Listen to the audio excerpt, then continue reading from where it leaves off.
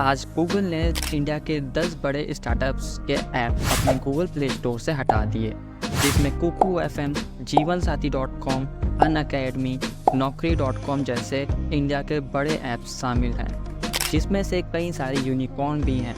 जिसके बाद इंटरनेट पर हैशटैग गूगल ईविल ट्रेंड होने लगा। शादी.com के फाउंडर और शार्क टैंक इंडिया के जज अनुपम मित्तल ने ट्वीट कर इसे ब्लैक डे ऑफ इंटरनेट मतलब इंटरनेट का काला दिन बताया। साथ ही अनुपम सर ने गूगल को new digital east India company बताया। आपको याद होगा, अंग्रेज भी गूगल की ही तरह भारत में आए थे। यहाँ आकर लोगों से वादा किया, हम तुम्हें अच्छे कपड़े, अच्छा सामान विदेशों से ला कर देंगे। लेकिन फिर क्या हुआ, अब सब अच्छे से जानते हैं। हम 100 सालों से भी ज़्यादा समय तक अंग्रेजों के गुलाम रहे। आज ऐसा ही कुछ गूगल भी करने जा रहा है। गूगल आपको अपनी सभी सर्विसेज फ्री में देता है, लेकिन आपने कभी सोचा है क्यों? आपने सोचा ही नहीं होगा। तो एक बार गूगल के रिवेन्यू देखते हैं जो आपको अपनी सर्विसेज फ्री में देके कमाता है। इस ग्राफ में आप देख सकते हैं 2015 में जहां गूगल का रिवेन्यू 74 बिलियन यूएस डॉलर था, वहीं 2023 में ये बढ़कर 305 बिलियन यूएस डॉलर तक चला गया। ये रकम बहुत ज़्यादा बढ़ी है, लेकिन अब गूगल ने इन ऐप परचेज पर 30% का टैक्स लगा दिया, जिसे अनुपम मित्तल और स्टार्टअप्स द्वारा लगान से कंपेयर किया जा रहा है। अब इसे समझते हैं कि टैक्स किस तरह से काम करता है, किस तरह से एक बोझ है। मान लेते हैं मैं एक कोर्स लॉन्च करता हूँ, जिसकी कॉस्ट है 2000 रुपीज़।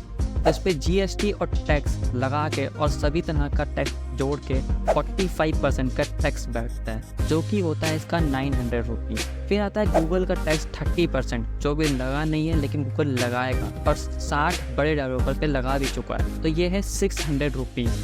तो टोटल टैक्स बन गया 1400 रुपीज़, मतलब 2000 में से 1400 रुपीज़ चलेंगे। मेरे पास जो नेट प्रॉफिट बचा वो बचा 600 रुपीज़। तो आप सोचो, आप भाई ऐप को मेंटेन भी करोगे, जो ट्विटर मैंने लगा रखे हैं मैं उनको भी पैसा दूंगा, तो 400-500 रुपये वहाँ पे मेरे खर्च हो जाएंगे। तो मेरे पास कितना नेट प्रॉफिट बचा? अब बचा 100 रुपये। तो सोचो, मैंने 2000 का कोर्स बनाया और मेरे खुद के पास बचे हैं खाली 100 रुपये। तो क्या फ़ायदा हुआ था कोर्स मुझे बेच के? इससे बड़ा तो मैं फ्री में ही बेच लेता हूँ कोर्स। तो अब क्या हो सकता है कि मुझे पैसा कमाना होगा, तो मैं ये करूँगा, ये 2000 के कोर्स को 5 गुना ज़्यादा महंगे में बेचूँगा, मतलब 10,000 में बेचूँगा, ताकि मुझे 100 की जगह पे 500 रुपये का प्रॉफिट हो। इनडायरेक्टली इसका असर किस पे पड़ेगा? इसका असर आप लोगों पर पड़ेगा। आप ही की जेब से ज़्यादा पैसे जाएंगे। आज 94% मोबाइल एंड्रॉयड ऑपरेटिंग सिस्टम पर काम करते हैं, और 2005 में गूगल ने एंड्रॉयड को खरीद लिया था, जिस वजह से गूगल इंडियन मोबाइल पर राज करता है। आज आप जब भी कोई नया फ़ोन लेते हो तो उसमें आपको इनबिल्ट गूगल ही मिलेगा, गूगल का ही सर्च इंजन मिलेगा, आपको ब्राउज़र भी गूगल क्रोम ही मिलेगा, जिन्हें आप चाह कर भी मोबाइल से अनइंस्टॉल नहीं कर पाते हो। मतलब गूगल अपनी सिवाय आपके मोबाइल में और कोई ऑप्शन छोड़ ही नहीं रहा है। मतलब अगर आप गूगल को छोड़ कर कहीं और जाना भी चाहते हैं तो आपके पास ऑप्शन ही अवेलेबल नहीं है, मतलब वो आपको ऑप्शन दिखाएगा ही नहीं। गूगल किसी न्यू प्लेयर को आने ही नहीं देता मार्केट में, और ना ही अपने कदम रखने देता है, जिसे बोलते हैं मोनोपोली क्रिएट करना। और आज के समय में गूगल ने मोनोपोली बना ली है। इसी वजह से सीसीआई ने गूगल के ऊपर 936 करोड़ रुपीस से भी ज़्यादा का फाइन लगाया। CCI commutative commission of India एक गवर्नमेंट एजेंसी है जो देखती है भारतीय मार्केट में कोई मोनोपोली ना बना पाए और कंपटीशन बराबर रहे, कोई भी इंडियन मार्केट को डोमिनेट ना कर पाए। फिर सीसीआई ने लगभग 1300 करोड़ रुपए तक की पेनल्टी गूगल पे फिर लगाई, तो मतलब टोटल 2200 करोड़ रुपए की पेनल्टी गूगल पर लगाई गई। सीसीआई का गूगल पर पेनल्टी लगाने के 2 मेन रीज़न थे। पहला ये है, गूगल ने 30% टैक्स लगाकर अपनी मोनोपोली को कायम करने की कोशिश की है।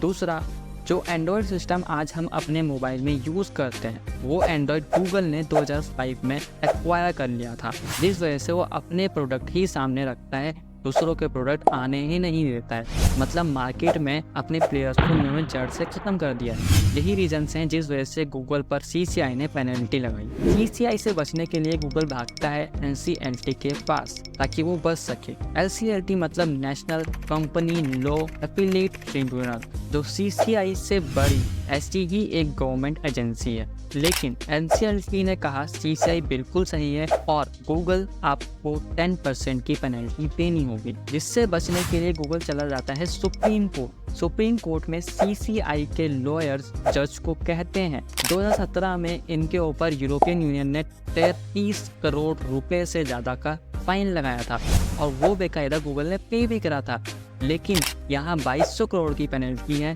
जिसका 10% मतलब लगभग 22 करोड़ रुपए होता है, वो गूगल को देना है। लेकिन गूगल उससे बचने के लिए भी सुप्रीम कोर्ट तक चला आया। इसका मतलब गूगल इंडिया को कुछ समझता ही नहीं है। अब गूगल की चोरी देखो, गूगल का केस सुप्रीम कोर्ट में चल ही रहा होता है कि इस बीच गूगल 60 इंडियन ऐप डेवलपर्स को मैसेज भेजता है, आपको इन ऐप परचेसेस पर 15% चार्ज देना होगा। सारे स्टार्टअप्स घबरा जाते हैं और पहुंच जाते हैं मद्रास हाई कोर्ट, लेकिन मद्रास हाई कोर्ट उनकी अपील को रिजेक्ट कर देता है और उनकी बात सुनने से मना कर देता है, क्योंकि ये मैटर पहले ही सुप्रीम कोर्ट में चल रहा होता है। तो ये सारे स्टार्टअप्स पहुंचते हैं CCI के बाद और CCI से ये जाते हैं NCLT और NCLT से सुप्रीम कोर्ट। तो सुप्रीम कोर्ट कहता है मैं आपकी बात सुनने के लिए तैयार हूँ और इन सभी स्टार्टअप्स को 19 मार्च 2024 की डेट देता है। तब इंडियन स्टार्टअप्स गूगल से कहते हैं कि हमारे ऐप को डीलिस्ट ना किया जाए, कम से कम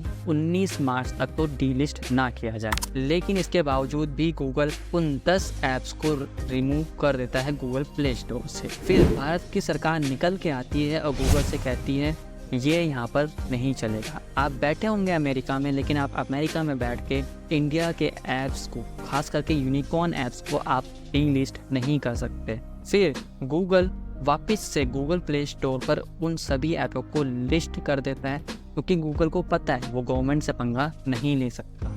गवर्नमेंट अगर एक ऑर्डर दे दे कि गूगल आप हमारे देश को छोड़ कर चले जाइए, तो लगभग गूगल को 28,000 करोड़ का नुकसान होगा, जो वो इस साल अर्न करने वाले हैं। अब यहाँ से हमें सीख मिलती है, हमें खुद की चीज़ें बनानी होंगी, चाहे वो गूगल प्ले स्टोर हो, चाहे वो फेसबुक हो, चाहे वो इंस्टाग्राम हो, चाहे कोई भी बड़ा प्लेटफॉर्म हो, हमें अपनी तरफ से तैयार होना पड़ेगा और खुद का मेड इन इंडिया प्रोडक्ट बनाने पड़ेंगे, ताकि कल को कोई और गूगल जैसा आके इंडियन मार्केट में डोमिनेट ना कर पाए।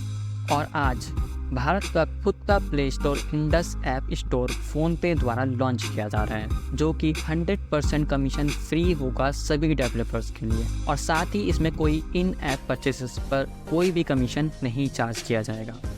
Thank you for watching this video guys. अगर आपको वीडियो अच्छी लगी हो तो लाइक और सब्सक्राइब जरूर करें।